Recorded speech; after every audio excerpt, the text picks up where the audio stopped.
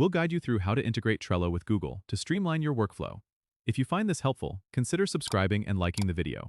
First, open your web browser and go to the Trello website. Log in with your credentials if you haven't already.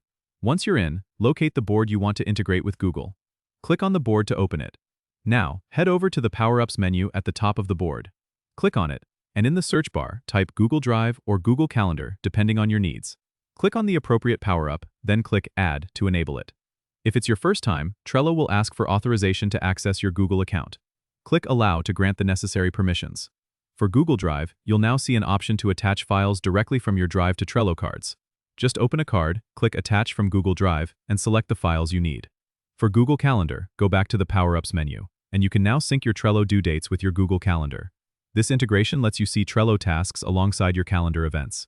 Just click Edit Power-Up settings to customize which boards and lists to sync. These integrations can greatly enhance your productivity by keeping all your tools connected and up to date. Don't forget to subscribe and comment if this helped you out.